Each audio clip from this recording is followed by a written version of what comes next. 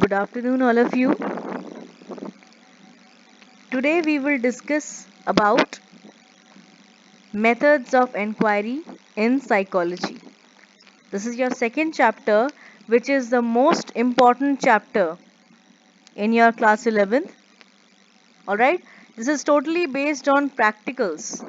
All right, all the methods of inquiry are given in this chapter, and this is totally based on, you can say your practical is totally based on this chapter.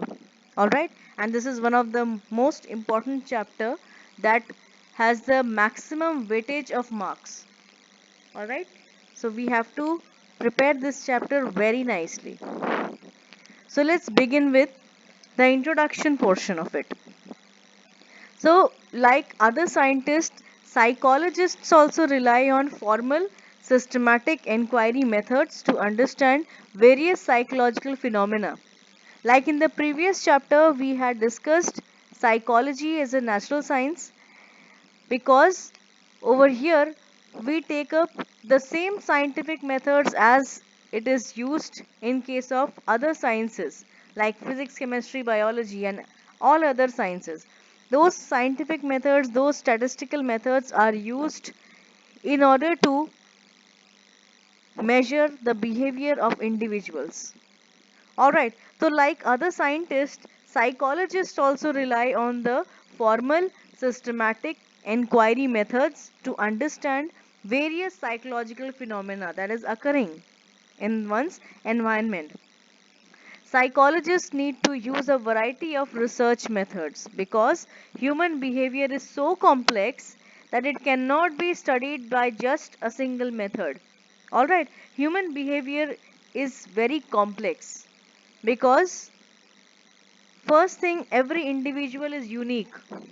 हर व्यक्ति एक दूसरे से different है और अलग अलग situation में अलग अलग तरीके से वो बिहेव करता है, अलग अलग तरीके से वो सिचुएशन से डील करता है. That is why human behaviour is considered to be very complex. And सिर्फ एक मेथड से, सिर्फ एक इंक्वायरी मेथड से इसको मेजर करना या किसी फिनोमेना को टेस्ट करना, किसी हाइपोथेसिस को टेस्ट करना is not enough. All right, so hence, in order to have an effective understanding of psychological phenomena, diverse range of methodological devices and methods are used in inquiry. So, this is what we will come across today in this chapter of methods of inquiry in psychology.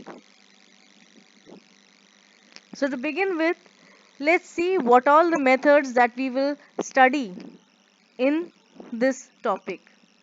We will study about the observation method, experimental method, correlation method, survey method, psychological testing method, and case study method. These are the methods that we will study in this chapter. Okay? These are the 6 most important methods that we will study in this chapter. All right. In this time, in this class, you have experimental method. All right, you have to conduct experiment in your psychology practicals. All right, first of all, let's begin with the goals of psychological inquiry. All right, we have these methods of inquiry and we know why psychologists use various scientific methods to effectively use these techniques.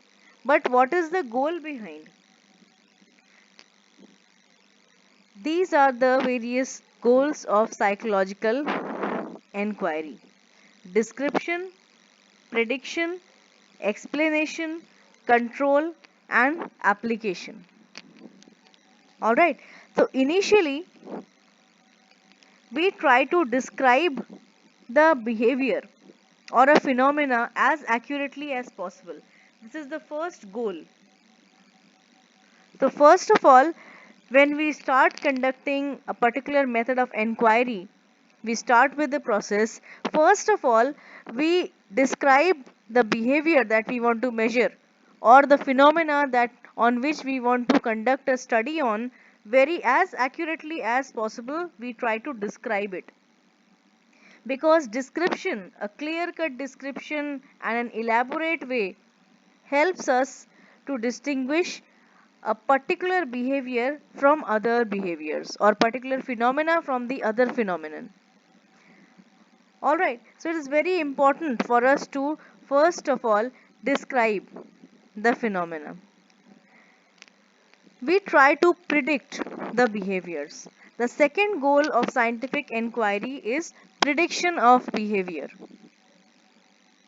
Alright, if we are able to understand and describe a behavior accurately, then we will be able to come to know about the relationship of that particular behavior with other types of behaviors, events, or phenomena. In other words, it can be said that we will be able to forecast about the occurrence of a particular behavior or occurrence of that particular phenomena.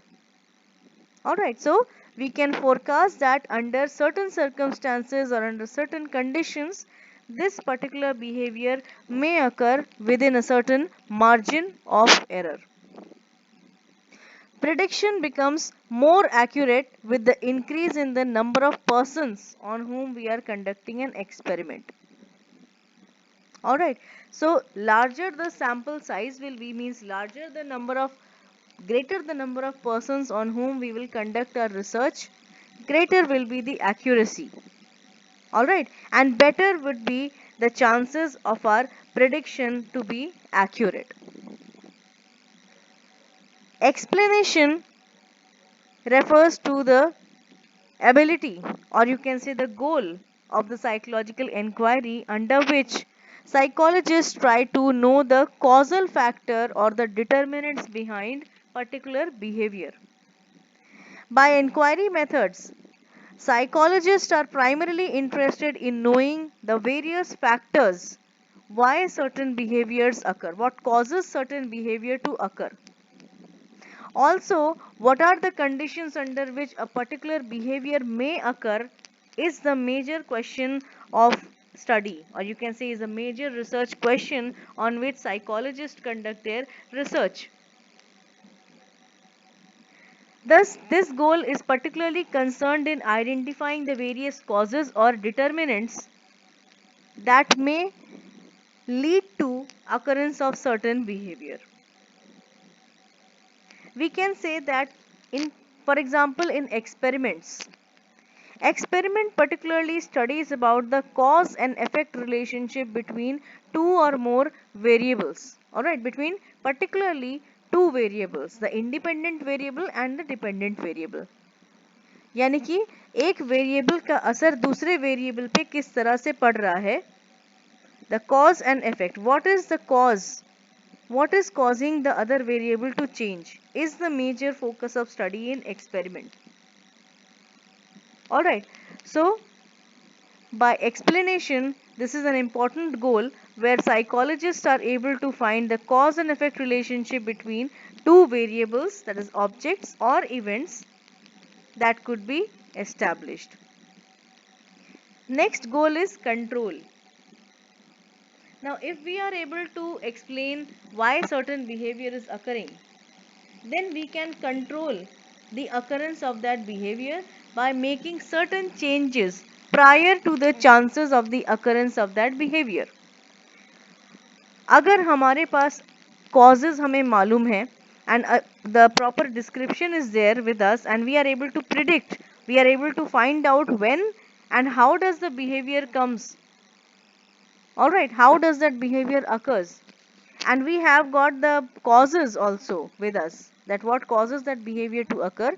We are able to control, we will be able to control the behavior by changing or by modifying certain situations or circumstances which may lead to the occurrence of that particular behavior, specifically if it is a kind of antisocial or some undesirable behavior. So control refers to three things particularly. Alright, means making a particular behavior happen, reducing it or enhancing it.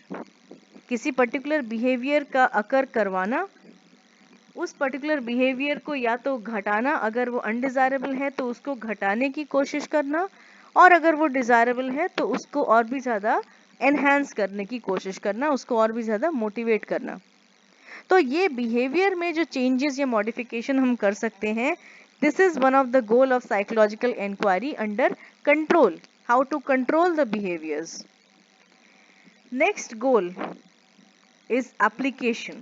The final goal of scientific inquiry is to bring out positive changes in the lives of people. Basically, the goal of psychology on the whole is particularly to study the human behavior in such a way that it puts an effort to enhance the quality of life of the individuals. All right. Psychological research is conducted to solve problems in various settings because psychology's one of the important goal is to make efforts to enhance the quality of life of the people. All right. So this is how these are the major goals of the psychological inquiry under which all the methods of inquiry are working. Now these are the various steps of scientific research. आप लोग देख सकते हैं. The first and foremost, this is the first goal, conceptualization of the problem. Step by step scientific research को किया जाता है in a very objective and a systematic manner. So the first step is conceptualization of the problem. Second step is the data collection. सबसे पहले हम जो problem है, research problem जो है, research problem वो टॉपिक होता है जिस पे हम अपना रिसर्च कंडक्ट करते हैं या कंडक्ट करना चाह रहे हैं, that is known as the research problem. ठीक है. रिसर्च प्रॉब्लम को आइडेंटिफाई करने के बाद और उसके बारे में अच्छे से डिटेल्स, अच्छे से कलेक्शन इंफॉर्मेशन कलेक्ट करने के बाद then we start with the process of data collection. Alright.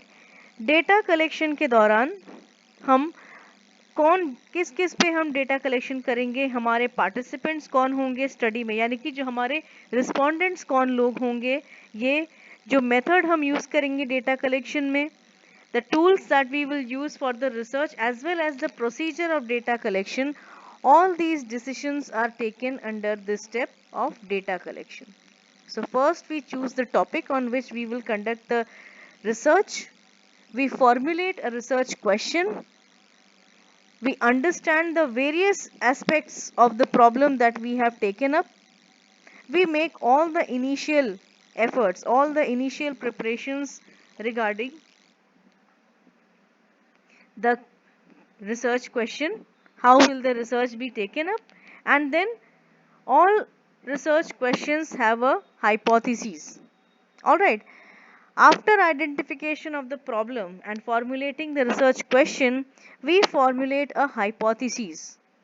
Hypothesis is a tentative and a testable statement. You can call it a possible answer to the research question. ठीक है. यहाँ तक हम conceptualisation of the problem में कर लेते हैं. उसके बाद डेटा कलेक्शन के स्टेज में हमारे पार्टिसिपेंट्स कौन होंगे, हम किन किन लोगों पे अपना एक्सपेरिमेंट करेंगे. ऑलराइट. तो मेथड्स हम क्या यूज करेंगे, कौन से टूल्स हम यूज करेंगे, and the procedure of data collection, all these are decided in data collection stage. Next stage is drawing conclusion. After the collection of the data, we try to draw conclusion out of the data that we have gathered by making use of statistical techniques. We use statistical techniques for interpretation, for drawing conclusion from the data that is collected. And after making use of statistical techniques, then we analyze the data and check whether the hypothesis that is formulated has been confirmed or not. The purpose of the analysis is to verify whether the hypotheses and the conclusions are confirmed or not. If we find that the data that we have collected is confirming the hypothesis, that means the principle is applicable, means there is a relationship between the two variables and the hypothesis is confirmed. If we find that the hypothesis is rejected or is not according to the way we have thought about, then further we start revising the results. यानी कि फिर से एक नया finding निकल के आता है, we revise the results. ठीक है? Then again we formulate the conceptualize the problem, and then we do the data collection, and this process moves on and on until we have reached up to successfully to formulate a particular scientific research and come up to an effective conclusion to it. Alright, so these were the prominent steps of scientific research.